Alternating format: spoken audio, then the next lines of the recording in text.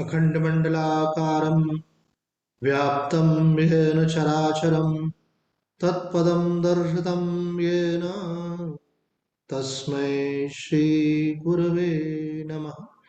भवतापप्रणाशिन्ये आनन्दघनमूर्तये ज्ञानभक्तिप्रदायिन्ये मातस्तुभ्यं नमो नमः। नारायणं नमस्कृत्य नरं चैव नरोत्तमं देवीं सरस्वतीं व्यासं ततो जयमुदीरये। श्रीमद् भगवत गीता के 6वें अध्याय का हम लोग मनन कर रहे हैं।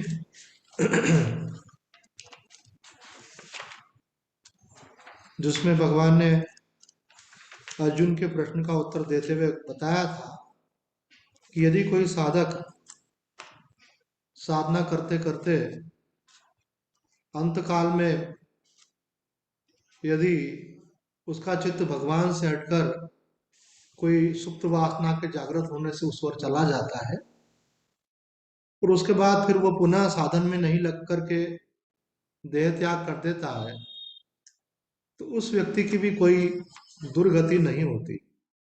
भगवान कहते हैं नहीं कल्याण कृत कश्चित दुर्गतिम तात गच्छति। ऐसे व्यक्ति की भी दुर्गति नहीं होती। दुर्गति नहीं होती मतलब वो नीचे की योनियों में नहीं चला जाता। अगर कर्म विशेष के कारण यदि गया भी तो वो एक उस योनि में जाकर के वापस से लौट करके आ जाता है। आगे हम देखते हैं कि अर्जुन जो है उसकी बात का समाधान पूरा नहीं हुआ, इसलिए बात और स्पष्ट करते हुए भगवान ये भी बतलाते हैं कि जो साधक है उसकी दुर्गति तो नहीं होती, लेकिन गति क्या होती है। क्योंकि अर्जुन ये जानना चाहता था कि हे श्री कृष्ण, आप ही जीवों को आकर्षित करके उनकी स्थिति के अनुसार गति प्रदान करते हो, तो यह भी मुझे जानने की इच्छा है कि हे कृष्ण, आप ये बताएं कि उनकी गति क्या होती है। तो हम देखते हैं यहाँ पे 41 और 42वें श्लोक में भगवान ने उन दो गतियों का वर्णन किया है। 41वें श्लोक में बताया है कि एक ये गति होती है और 42वें श्लोक में भगवान बताएंगे कि दूसरी कौन सी गति होती है। तो भगवान यहाँ कहते हैं प्राप्य पुण्य कृताम लोकान उषित्वा शाश्वती ही समा शुचिनाम श्रीमताम गेहे योग भ्रष्टोपि जायते। श्लोक का भावार्थ है योग भ्रष्ट पुरुष पुण्यवानों के लोक को प्राप्त होकर वहां से बहुत समय तक रहकर फिर पवित्र और श्रीमानों के घर के जन्म लेता है। तो यहाँ आदि शंकराचार्य जी महाराज कह रहे हैं कि योग भ्रष्ट मतलब जो साधना करते करते पूर्ण नहीं हो पाया, ब्रह्मानुभूति भगवत प्राप्ति नहीं हो पाई, मुक्त नहीं हो पाया, पर उसके पहले की उसकी तैयारी तो काफी सारी थी ना। अर्थात उसने त्याग था, वैराग्य था, तपस्या थी, भगवत प्रेम था, लेकिन वो अपनी यात्रा पूरी नहीं कर पाया।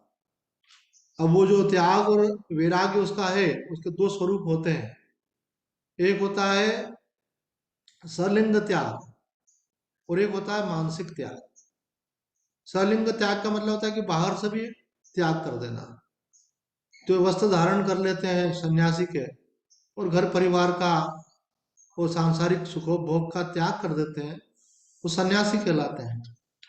लेकिन जो घर परिवार में रह कर के संसार की वस्तुओं के बीच में रह कर के भी उनको मेरा नहीं मानते, वो भी एक प्रकार से सन्यासी ही हैं। ऐसा भी भगवान ने स्पष्ट ही कहा है ज्ञेय स नित्य सन्यासी यो न द्वेष्टि न कांक्षति। जिनके मन में संसार की कोई आकांक्षा नहीं है वो संसार में रहते भी सन्यासी है। तो यहाँ शंकराचार्य जी कहते हैं ये जो योग भ्रष्ट है ये सन्यासी है, ये पहले का सन्यासी है। चाहे उसने घर छोड़ा था वो सन्यासी हो, चाहे घर में रहने वाला सन्यासी हो, उसकी लगन भगवत प्राप्ति की थी, आत्म साक्षात्कार की थी। तो ऐसा जो योग भ्रष्ट सन्यासी है ये मृत्यु उपरांत पुण्य कर्म करने वाले लोकों में जाकर वहां भोगों का क्षय होने पर शास्त्रोक्त कर्म करने वाले शुद्ध और श्रीमान पुरुषों के घर में जन्म लेता है। तो साधक की यहाँ पर गति बतला रहे हैं जो सिद्ध नहीं हो सका, क्योंकि उसने बहुत पुण्य कर्म किए हैं, भगवान का भजन किया है, शुभ जीवन जिया है उसने, तो कह रहे हैं कि वो जो है अपने कर्म का क्षय जब तक नहीं होगा वापस लौट कर नहीं आएगा। और मन का साधना में से हट जाने का एक प्रमुख कारण भी यही था कि उसका मन, कोई सुप्त वासना थी वो जागृत हो गई और उसका मन भगवान से हट कर उधर चला गया, किसी मोह में चला गया, किसी भोग में चला गया, किसी महत्वाकांक्षा में चला गया। और होता भी है ऐसा, क्योंकि साधक जब सब कुछ छोड़ करके भगवान की भक्ति में लगता है, अपने कल्याण में लगता है, तो भगवान की माया परीक्षा लेती है उसकी, उसको वो चीजें उपलब्ध होने लगती हैं जो मनुष्य बहुत पुरुषार्थ करके भी कई बार प्राप्त नहीं कर पाता। इसलिए कहा जाता है कि तपोते राजो, मतलब तप करने से राज्य मिलता है और राजा बनता है व्यक्ति। किसी ने बहुत तपस्या की हो, बहुत पुण्य हो, तो उससे उसको राज्य मिलता है। तो राज्य किसको मिलेगा? जिसने तपस्या करने के बाद जिसके मन में राज्य की लालसा हो गई। हम हमारे मित्र को जानते हैं, तो उनको एक ज्योतिषी थे, अभी तो शरीर पूरा हो गया उनका, हम जोशी जी के नाम से जानते थे। तो उन्होंने बतलाया कि आप पूर्व जन्म में सन्यासी थे और आपकी कुछ इच्छा बाकी रह गई थी, इसलिए आपको पुनर्जन्म प्राप्त हुआ। और अब फिर वो जन्म प्राप्त होने के बाद में राजनीति से जुड़े और अब फिर मंत्री पद पर आ गए। मंत्री मतलब राजा ही होता है एक प्रकार से, अपने क्षेत्र का राजा होता है। तो तपे थे राजो, अब राज्य का सदुपयोग करके अंतःकरण की शुद्धि होकर के जनक जैसी मोक्ष की प्राप्ति भी हो जाती है। और राज्य की प्राप्ति होने पर यदि पाप कर्म हो, दुरुपयोग हो, सत्ता का अभिमान हो जाए, तो नरक भी होता है। तो ये उस साधक की अपनी मनस्थिति पर निर्भर करता है कि वो मोक्ष मार्ग की तरफ बढ़ता है अथवा उसके द्वारा भूलें होकर के वो पतन की ओर जाता है। तो यहाँ भी भगवान श्री कृष्ण बतला रहे हैं कि वो पुण्य लोकों में चला जाता है। तो शंकराचार्य जी भाष्य करते हुए कह रहे हैं कि पुण्य कर्म लोकों में जाकर के भोगों का क्षय होता है उसका, मतलब उसने जो पुण्य किए थे उसका उसको भोग मिलता है। और जब पुण्य क्षय हो जाते हैं तो वो फिर क्या होता है, वापस से जन्म लेता है। फिर उसका जन्म भी साधारण नहीं होता है, शास्त्रोक्त कर्म करने वाले जो लोग हैं उनके घर में जन्म लेता है। शास्त्रोक्त कर्म करने वाले शुद्ध और श्रीमान पुरुषों के घर में लेता है। यहाँ पे शुद्ध का बहुत महत्व है। अगर कोई श्रीमान है लेकिन शुद्ध नहीं है तो आगे की यात्रा नरक की है। लेकिन साधक यही है तो साधक वही जन्म लेगा जिनका जीवन, आचरण, व्यवहार पवित्र है। तो वो अपनी यात्रा को पूरा तभी कर पाएगा, वहां पर उसको ऐसा अच्छा वातावरण मिलेगा, सात्विक वातावरण मिलेगा। दूसरी बात यहाँ गई कि शास्त्रोक्त कर्म करने वाले, एक अन्य भाष्यकार ने यह भी कहा है कि साधक की गति भगवान ने जो बतलाई है उससे ये सिद्ध होता है कि साधक ने जो है पाप कर्म करके योग भ्रष्ट नहीं हुआ वो। लेकिन ये योग भ्रष्ट शब्द थोड़ा सा जो हम सामान्य रूप से सभी लोग जो अर्थ लेते हैं वो होता है कि जैसे मानो पतन हो गया, नीचे गिर गया। लेकिन यहाँ ऐसा नहीं है। यहाँ इसका अभिप्राय है कि योग करते करते यात्रा पूरी नहीं हो पाई, यात्रा पूरी नहीं हो पाने के कारण यात्रा पूरी होने के पहले ही मन जो है सुखों की ओर चला गया। लेकिन पाप कर्म उससे नहीं हुआ है, क्योंकि यहाँ भगवान ने जो दो गतियां बताई हैं, दोनों गतियों से ये सिद्ध होता है कि उस साधक ने पाप कर्म करते हुए देह का त्याग नहीं किया है। बस केवल इतना हुआ है कि भजन का त्याग हो गया, उसकी भगवत निष्ठा जो है वो शिथिल हो गई, उसका साधन शिथिल होकर के उसका मन विषय सुख की ओर चला गया। लेकिन विषय सुख भी जो था वो शास्त्रोक्त था, ऐसा नहीं है कि शास्त्र विरुद्ध था। अगर शास्त्र विरुद्ध होता तो वो पुण्य लोकों में भी नहीं जाता, और अगर पाप कर्म किया होता तो वो नरक आदि में जाता, पुण्य लोकों में नहीं जाता, और फिर जन्म भी मिलता उसको तो सामान्य जन्म मिलता। लेकिन उसको जन्म भी कैसा मिला कि वहां जो वासनाओं का भोग कर सका किया, कुछ वासनाएं शेष रह गई, तो वो श्रीमंत घर में आने पर उसको उसकी पूर्ति भी हो सके। तो इतनी सुंदर भगवान की व्यवस्था है साधक के लिए, इसलिए भगवान कहते हैं नहीं कल्याण कृत कच्चिन दुर्गतिम तात गच्छति। साधक को कभी भयभीत नहीं होना चाहिए। आपने एक बार जो मार्ग पकड़ लिया है, इससे श्रेष्ठ कोई दूसरा मार्ग नहीं हो सकता है, अति उत्तम मार्ग है। अब इसमें आपके ऊपर है कि आप बैलगाड़ी से चलना चाहते हो, कि आप कार से चलना चाहते हो, कि आप हवाई जहाज से उड़ना चाहते हो, ये आपकी गति के ऊपर है। और अगर आपने इधर उधर ताक झांक करी तो चूक भी सकते हो। हमारे एक साधक जिनका शरीर पूरा हो गया है, एक बार हम जब उनसे मिले, उनके घर गए थे, तो उन्होंने कहा स्वामी जी, मोक्ष के 4 द्वार बताए गए हैं, ऐसा योग वशिष्ठ में कहा गया है। और योग वशिष्ठ का जो अंक मिलता है, उसके फ्रंट पेज पे भी वो दिए हुए चारों द्वार। उसमें से एक द्वार सत्संग को बताया गया है। तो स्वामी जी मैंने तो ये वाला द्वार चुना है, मेरे को तो सत्संग में रुचि भी है और मैं सत्संग अधिक से अधिक सुनता हूँ। क्योंकि आदमी जैसा सुनता है, जैसा सोचता है, धीरे धीरे वो वैसा हो जाता है। उसकी निष्ठा, उसकी रुचि, उसके संस्कार, उसके भाव, उसकी मन स्थिति वैसी होती जाती है। तो वो कहने लगा स्वामी जी मैं लगभग 6 घंटे रोज सत्संग सुनता हूँ। मैंने कहा इतना सत्संग 6 घंटे? बोले अब करूँ भी क्या इस उम्र में? लगभग 60 साल से ऊपर की उम्र थे। तो बोले टीवी में बहुत सारे अलग अलग चैनल पे अलग अलग पंडितों के, महात्माओं के प्रवचन आते हैं, तो मेरे को अब धीरे धीरे आदत पड़ गई है और मुझे मालूम है कौन से महात्मा की क्या शैली है, कौन से पंडित जी बड़ा रोचक बोलते हैं। तो मैं अलग अलग कई महात्माओं से जुड़ गया हूँ इस माध्यम से, और टीवी पे मैं लगभग 6 घंटे रोजाना सत्संग सुनता हूँ। क्योंकि मैंने तो सोचा है कि सत्संग के द्वारा ही मुझे अपना कल्याण करना है। मैंने कहा, बहुत अच्छी बात है। तो स्वामी जी प्रश्न ये है कि मैं 6 घंटे तो सत्संग सुनता हूँ, लेकिन चूंकि मैं पहले संसार में रहा हूँ और बाकी सब व्यवहार किए हैं और वो सब सुख भोगा है मैंने, तो कभी कभी मेरा मन बीच में चलता है और मैं कुछ ऐसे चैनल चला लेता हूँ जिसमें विषय भोगों की बातें ज्यादा प्रधानता से रहती हैं। उसमें ऐसे ही दृश्य रहते हैं, ऐसे ही वार्तालाप रहते हैं, ऐसे ही प्रसंग रहते हैं। तो ये मेरा मन में कई बार रोकता हूँ तो वो बोलता है नहीं थोड़ा तो चेंज होना चाहिए। मोनोटोनस हो गया, एक ही एक चल रहा है। तो मैं मन को थोड़ा सा छूट दे देता हूँ। तो स्वामी जी ये सही है कि गलत है? तो मैंने कहा भाई देखो ऐसा है कि संस्कारों पर पूर्ण विजय प्राप्त करना हमारा लक्ष्य है। संस्कार तो जन्मांतर के हैं, कुछ आज हमको महसूस हो रहा है, कुछ आगे चल के भी जागृत हो सकते हैं, लेकिन हमको उनके अधीन नहीं होना है। शनै शनै उपरमेत, भगवान का धीरे धीरे उनसे उपराम होना है। एकाएक हो भी नहीं पाएंगे, क्योंकि एकाएक अगर आप होना भी चाहेंगे तो आप हो जाएंगे और फिर आपको वापस से पीड़ा होगी। एक व्यक्ति को हम जानते हैं, उन्होंने स्वयं अपना अनुभव बताया कि स्वामी जी मैंने घर भी छोड़ दिया, वस्तुएं भी छोड़ दी सब, और बहुत विरक्त भाव से रहने लगा, और चूंकि अपनी संपत्ति का भी त्याग कर दिया सब, और अब फिर मैं जो है बहुत कष्ट पाया मैंने। मेरी जीवन की अनिवार्य आवश्यकताओं की पूर्ति नहीं होने से मुझे बड़ा क्लेश हुआ, और बड़ा पहले का जीवन बड़ा सुखद था, तो अधिक क्लेश का अनुभव हुआ। तो आखिर फिर मैंने सोचा कि भाई ये जीवन में जी नहीं पाऊंगा। वो फिर उन्होंने जो है रामकृष्ण मिशन ज्वाइन किया। पहले वो अकेले रहते थे, फिर उन्होंने रामकृष्ण मिशन ज्वाइन किया। तो रामकृष्ण मिशन की एक अपनी एक व्यवस्था है, स्वामी विवेकानंद ने बनाई हुई है।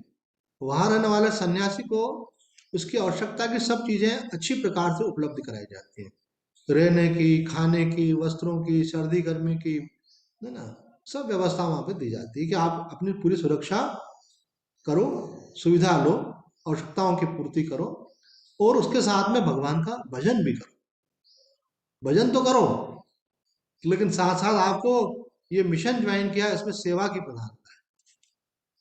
तो रामकृष्ण मिशन में लगभग 6 घंटे जो वहां पे साधु जाता है, ज्वाइन करता है, तो पहले 12 वर्ष तक तो वो ब्रह्मचारी रहता है, मतलब सफेद वस्त्र धारण करके वो सेवा का कार्य और साधना का कार्य करता है, और मिशन उसकी सारी पूर्ति करता है। और अगर कोई व्यक्ति आकर के उनको धन दे भी, तो वो धन उनका अपना नहीं होता, वो उनको मिशन को देना होता है, और उनकी कोई आवश्यकता हो उसके लिए मिशन देता है। तो क्या होता है, नहीं तो साधारण मनुष्य कैसा होता है जो धन देने वाले होते हैं, अब मनुष्य के जीवन चलाने के लिए तो कई चीजों की आवश्यकता है।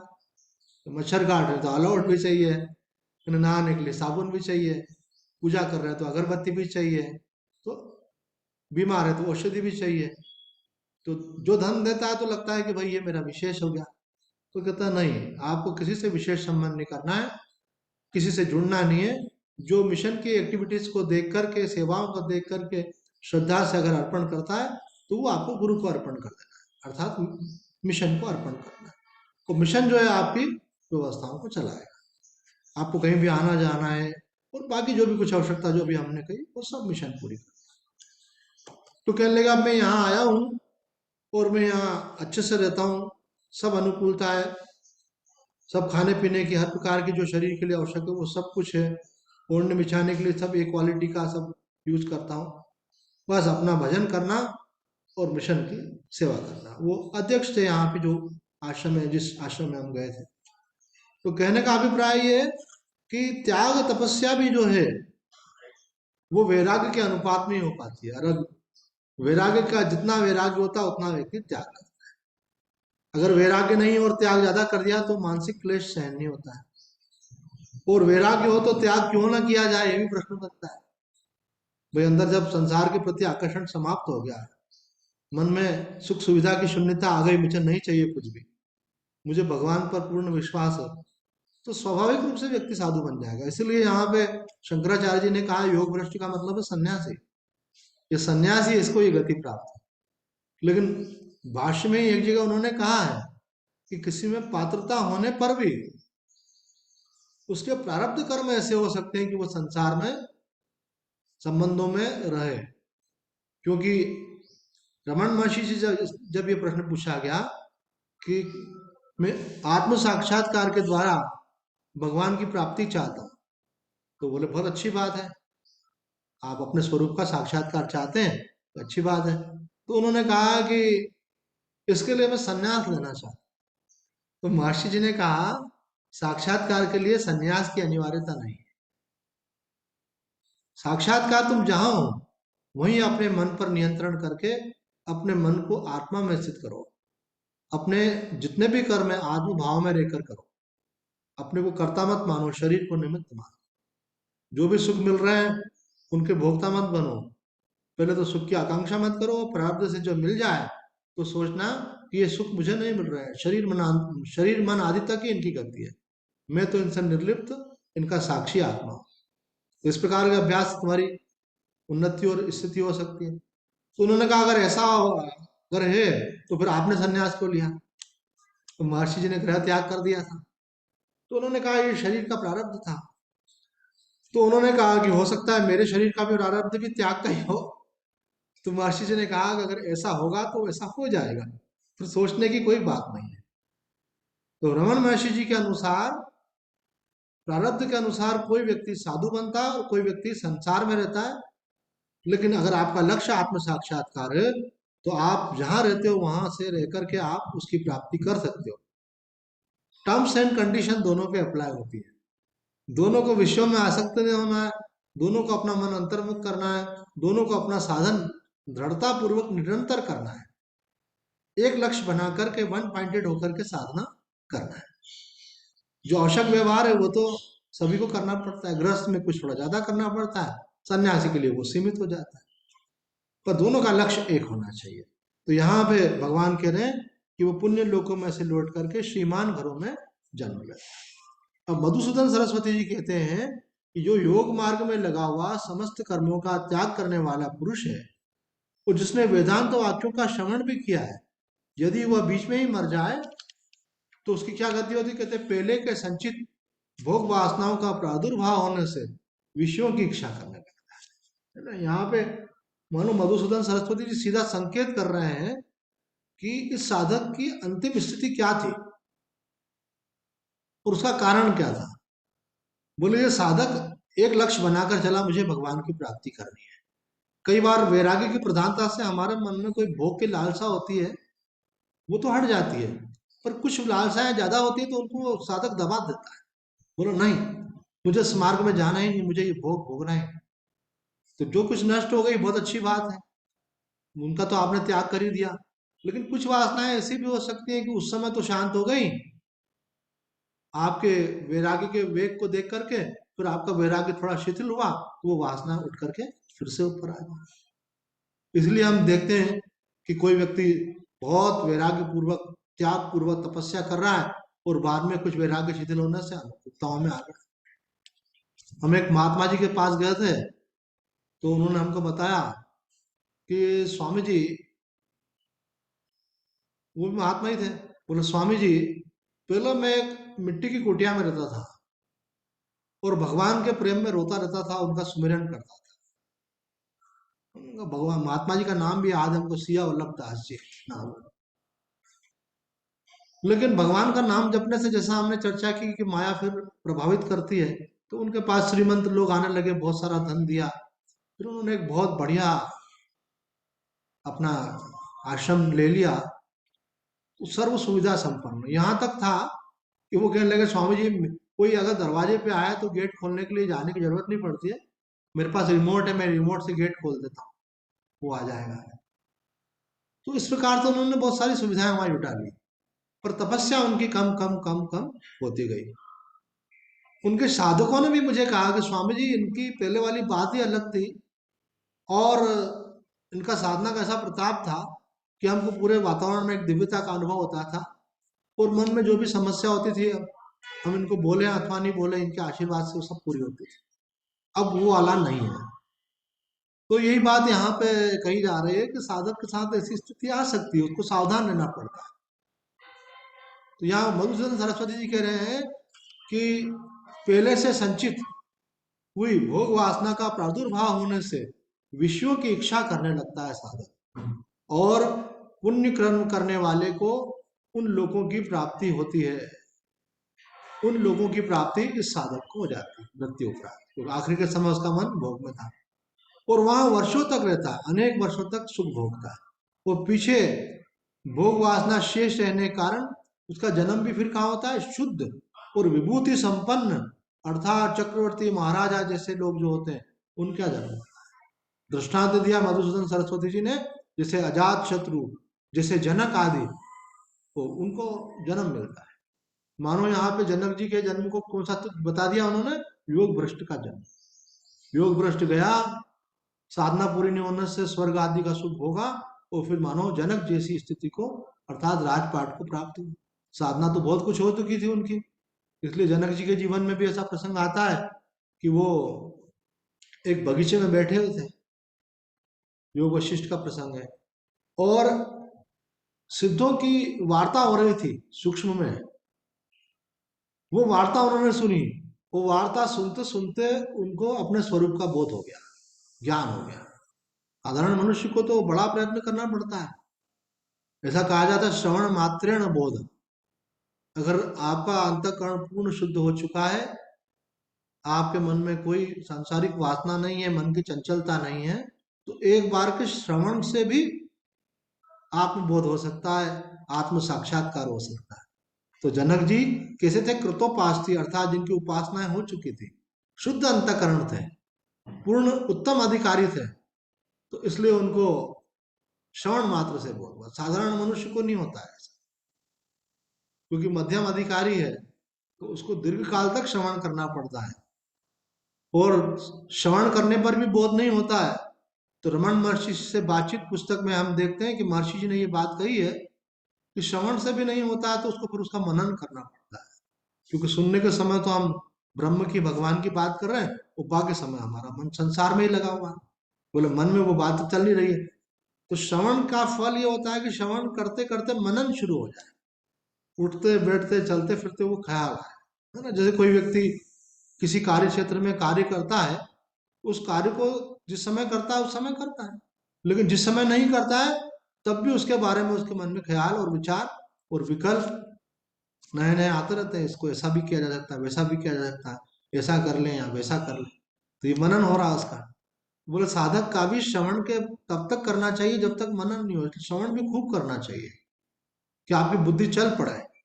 आप जब बैठे हो खाना खाते खाते वो विचार आए, आप लेट रहे हो विचार आए, आप वाहन चला रहे हो आपको विचार आए, कौन सा विचार आए, जो सत्संग में आपने सुना, जो आपने शास्त्र में पढ़ा। तो श्रवण मनन में बदल जाना चाहिए। और मनन जो है, तब तक मनन होना चाहिए जब तक आप एक निश्चय पर नहीं पहुंच जाते। ऐसे तो निश्चय आदमी जल्दी से फटाफट भी ले सकता है, पर निश्चय का मतलब होता है कि आपके मन के सूक्ष्म संशय सारे निवृत्त हो गए, उसके बाद फाइनल अल्टीमेट आपको पकड़ में आया। अल्टीमेट आपको पकड़ में आ गई कि ब्रह्म सत्यम जगन मिथ्या, एक ब्रह्म है, एक भगवान है, वही सत्य है, और सारा जगत जो है मायामय है। इसमें पाया भी नहीं पाया ही है, क्योंकि मिलता वास्तव में है नहीं, ये प्रतीति मात्र है। यहाँ कोई संबंध है नहीं, केवल महसूस हो रहे हैं। आत्मा का किसी से कोई संबंध नहीं है। जीवात्मा भी कर्मशय करके वो परमात्मा की तरफ ही जाना चाह रहा है, उसको सच्चे सुख की कामना है, लेकिन समझ नहीं पाने के कारण मोह माया में उलझ गया है। इस प्रकार से साधक की मनन करते करते ये बात समझ में आ जाए कि हाँ, एक परमात्मा ही सत्य है। अब उस परमात्मा में जब आपके मन में कोई संशय नहीं रहा और बुद्धि में ठीक ठीक निश्चय हो गया, तो परिणाम क्या होगा? उसका परिणाम ये होगा, ये फल है उसका मनन का, कि आपको ध्यान करना नहीं पड़ेगा। मनन का फल है निधिध्यासन, सजाती वृत्ति प्रवाह, निरंतर ब्रह्म का, भगवान का चिंतन होते होते उसमें स्थिति होने लगे। जब आवश्यकता होती है व्यवहार करता है, जब आवश्यकता नहीं होती बैठता है तो ध्यान रखने लगता है। हम एक वेदांती महात्मा जी के पास वेदांत का ग्रंथ पढ़ने जाते थे, वो हमको पंचदशी और आत्मबोध ग्रंथ पढ़ाते थे।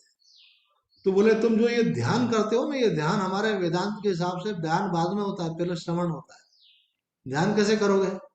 अभी तो तुमको आत्मा की स्पष्ट धारणा भी नहीं है, अभी तो देह भाव का भी कैसे निषेध करते हैं वो भी ठीक से पकड़नी है। तो हमको समझाते थे इस बात को, जिस बात को हमको बाद में समझ में आई बात, कि बात ठीक है, अगर आपने सही सही वेदांत का पर्याप्त श्रवण किया है, उसका फल मनन है, कि उसका मनन होगा। और मनन ठीक ठीक हो गया और कोई संशय नहीं रहा, उसका स्वाभाविक फल निधिध्यासन अर्थात ध्यान है। और कोई बोले पहले से ही ध्यान करें तो कीजिए, लेकिन आप जो मन से सोच रहे हैं वो आत्मा नहीं है, जो मन से मान रहे हैं वो आत्मा नहीं है। और शांत हो जाने का मतलब आत्मा में स्थित हो जाना नहीं है।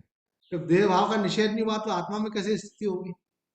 तो इसलिए ये प्रक्रिया जो है हमारे वेदांत की बनाई गई है, श्रवण मनन निधिध्यासन। और उसके पहले कहा साधन चतुष्ट, कि आपके अंदर विवेक होना चाहिए, वैराग्य होना चाहिए, इंद्रिय संयम, मनोसंयम, श्रद्धा, है ना, संसार के विषयों से उपरामता, और मुक्त होने की प्रबल इच्छा, और फिर गुरु के पास जाकर के श्रवण करना। तो यहाँ पे मधुसूदन सरस्वती जी कहते हैं कि वो फिर भोग वासना शेष रहने से जन्म तो लेता है, लेकिन कैसा जन्म लेता है? विभूति संपन्न जो लोग हैं, वो जो शुद्ध है, शुद्ध वातावरण की अपेक्षा है। पवित्रता का विशेष महत्व है। देखो, सूक्ष्म बुद्धि तो जज की भी होती है, कई लोग जो बौद्धिक लोग होते हैं उनकी भी होती है, पर शुद्ध होना सूक्ष्म होना पर्याप्त नहीं, शुद्ध होने का विशेष महत्व। शुद्ध बुद्धि हुए बिना कोई परम तत्व की तरफ नहीं जाता। अगर बुद्धि आपकी शुद्ध है और सूक्ष्म नहीं है तो आप ज्ञान मार्ग में नहीं जा पाएंगे, क्योंकि ज्ञान मार्ग के लिए बुद्धि की सूक्ष्मता भी अपेक्षित है। भक्ति मार्ग में बुद्धि की सूक्ष्मता की अनिवार्यता नहीं है, भाव प्रधान है। इसलिए यहाँ पे जो बताया जन्म कैसा हुआ, बोले जो शुद्ध और विभूति संपन्न है महाराज, उनके घर में जन्म होता है, जैसे जनक जी का और अजात शत्रु का जन्म। अब यहाँ देखते हैं, उड़िया बाबा जी कहते हैं, भाई देखो, आप ऐसा मत मान लेना कि योग भ्रष्ट कहा जा रहा है तो उसने कोई बुरा काम किया है। बात ये नहीं है, प्रमादवश उसका अभ्यास पूरा नहीं हुआ। योग भ्रष्ट का मतलब कितना है कि उसका अभ्यास पूरा नहीं हुआ, कोर्स कंप्लीट होने के पहले उसकी डेथ होगी। और केवल इतना ही नहीं है, कोर्स कंप्लीट होने के पहले जो है उसके अंतःकरण में संसार की तरफ वृत्ति चली गई, जो कुछ मन में इच्छा रह गई तो उस तरफ ध्यान चला गया। ये संस्कारों का भंडार है अंदर, जैसे लाइब्रेरी होती है ना, बहुत सारी बुक्स होती हैं, जैसे हमारे अंतःकरण में बहुत सारे सेक्शन है, बहुत सारे संस्कार है, और कभी कोई प्रारब्ध के कारण उसमें से कोई संस्कार उठाता है, तो उठाता है तो उसमें ऐसा नहीं है कि कोई गलत या सही है, संस्कार है, उठ गया तो उस तरफ प्रवृत्ति हो जाती है। अगर मन को रोक लिया तो ठीक है, नहीं तो प्रवृत्ति हो जाती है। तो साधक का क्या हुआ? संसार की तरफ प्रवृत्ति हो गई, शरीर छूट गया। तो यहाँ कह रहे हैं योग भ्रष्ट, उड़िया बाबा जी कह रहे हैं योग भ्रष्ट का मतलब कोई बुरा काम करना नहीं है, प्रमादवश केवल अभ्यास पूरा नहीं हुआ, यही उसका दुष्कर्म है। अगर दुष्कर्म है तो क्या है? कि उसने अपने भगवान की भक्ति का जो लक्ष्य बनाया था उससे शिथिल हो गया। और कोई दुष्कर्म नहीं है यहाँ पर। यदि पाप किया होता तो फिर पुण्यवानों के लोक में जाकर फिर पवित्र और श्रीमानों के घर में जन्म कैसे लेता। वह पवित्र और श्रीमान दोनों होना चाहिए, है ना। जिनके यहाँ जन्म ले रहा है वो कैसा होना चाहिए, पवित्र और श्रीमान, क्योंकि वो पवित्र आत्मा उनके यहाँ जन्म ले रही है ना। एक बड़ा ये महत्वपूर्ण प्रसंग है, बड़ा विस्तार है इसका। ये बात शंकराचार्य जी ने भी गीता भवन में एक बार प्रवचन में कही थी कि आप जिन महात्माओं की चर्चाएं सुन रहे हैं अथवा जिन महात्माओं को आदर्श मान करके हम उनके बारे में बतलाते हैं, तो वो महात्मा भी किसी माँ के गर्भ से ही पैदा हुए थे। तो आप माताओं ने उनको जन्म दिया था। आज भी अगर कोई माता चाहती है कि मेरी संतान जो है एक महान व्यक्तित्व वाला हो कोई, उसके लिए कुछ तैयारी करनी पड़ती है। तो गर्भ धारण के पहले कुछ साधनाएं करनी पड़ती है, तपस्या करनी पड़ती है। भगवान श्री कृष्ण का अवतार हुआ तो उनके माता पिता ने 3 जन्म तक तपस्या की। लेकिन अगर आप उतना न कर सके तो इस जन्म में भी अगर आप चाहते हैं कि आपके यहाँ कोई दिव्य आत्मा आए तो आपको साधना करनी चाहिए। जो हमारी बहनें, जो बेटियां अभी जिनको गर्भ धारण करने की क्षमता है और संतान की इच्छा रखती हैं, तो उनको अवश्य करना चाहिए। तो शंकराचार्य जी ने कहा कि जो चाहता होगा हम उसको मंत्र भी देंगे। हमारे एक मित्र है, उनके पास तो पुस्तक है पूरी, अभी शायद वो अवेलेबल हो कि नहीं, और उसमें पूरी विधि बताई है किस प्रकार से आपको तपस्या पूर्वक जीवन जीना चाहिए और उसके बाद में फिर गर्भाधान होना चाहिए। तो आपके पास जो संतान आएगी, उस संकल्प जो आपका है उसके अनुसार दिव्य संतान होगी, है ना। एक श्लोक भी ऐसा, जननी जन तो संत जन, यहाँ दाता यहाँ सो। बोले यहाँ तो ऐसा होना चाहिए दानवीर जैसा कर्ण, और यहाँ फिर शूरवीर होना चाहिए अर्जुन जैसा, अकेले ही सबको परास्त करने में समर्थ। तो ऐसा शूरवीर हो, यहाँ दानवीर हो, यहाँ कोई संत महात्मा हो, तब तो आपका कहते हैं नहीं तो व्यथा गवायो नु। बोले भाई जन्म देने से माता के शरीर की वो क्षीण होता है, शारीरिक सौंदर्य कम होता है। तो बोले फिर आपने अपना वो जो तेज जो है व्यर्थ ही गवाया अगर आपने संसारी बच्चों को पैदा किया। कई माताओं को इस बात का आजकल गौरव रहता है कि हमारा बेटा जो है उतना कमा रहा है उतना कमा रहा है। कमाना कोई बड़ी चीज नहीं है। कमाने को तो हमारे शास्त्र में कहा है कि वेश्या भी कमाती है, कोई पाप कर्म करने वाला भी कमा लेता है। धन लक्ष्य थोड़ी है जीवन का। धन तो जीवन के निर्वाह मात्र के लिए। कुछ ऐसा करे, तपस्या करे, अथवा कोई ज्यादा कमा रहा है तो दानवीर हो, कोई चैरिटी के बड़े बड़े काम करे। जैसे जो संत लोगों को हम देखते हैं बड़ी बड़ी चैरिटी के काम चल रहे हैं, तो इससे कोई गृहस्थ भी होते हैं बड़े बड़े चैरिटी। टाटा, रतन टाटा जो है वो भी बहुत बड़े दानवीर हैं, बहुत सेवा का काम करते हैं। तो एक साध्वी जी है, वो बोलती है सबको आप ये मत बोला करो सब छोड़कर भजन पे लग जाए। कईयों की रुचि और संस्कार इस दिशा में, उनको ये बोला करो खूब कमाओ और खूब समाज की, राष्ट्र की, मानवता की सेवा करो, दूसरों के दुख दूर करो, ऐसा कुछ मिशन चलाओ ना। कई लोग बोलते हैं कि भाई पहले मेरे पास इतना आ जाए फिर करूंगा तो आने की जो लालसा होती है ना, आओ आने दो आने दो आने दो, वो इतनी बढ़ जाती है फिर आने के बाद में भी नहीं कर पाता। और जो करने वाला होता है ना, उसको 100 रुपया होता है उसमें से भी 1 रुपया का। हमने तो देखा है कि सब्जी के ठेले वाले भी जो है ना, हमको देख करके उनमें भावना आती है, तो वो अपनी तरफ से 5 रुपए की कोई चीज होगी, स्वामी जी मेरी तरफ से ये मैं नींबू देना चाह रहा हूँ। भाई सब्जी तो आपने ले ली, मैं नींबू दे, मेरी तरफ से मैं आपको ये थोड़ा सा एक फल देना चाह रहा हूँ। तो हम उनकी भावना की कदर करते हैं। हम ये नहीं बोलते 5 रुपए की चीज हमको क्या करना है, ऐसा नहीं, उनका सम्मान है। और ऐसे बिल्कुल लोअर मिडिल क्लास के लोग होते हैं जो अपना इतना ही कमा पा रहे हैं जिससे जीवन का निर्वाह मात्र हो, वो लोग भी मैंने देखा सेवा करते हैं।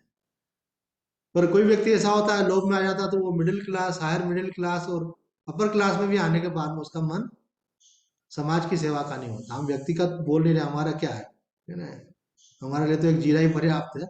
लेकिन पूरा समाज, पूरा राष्ट्र, पूरी मानवता, इसमें कई लोग दुखी हैं तो उनकी सेवा की जा सकती है। तो यहाँ पे कह रहे हैं कि जो साधक होता है वो अपने जीवन का लक्ष्य परमात्मा को बनाता है और अपना जीवन त्याग और तपस्या में बनाता है।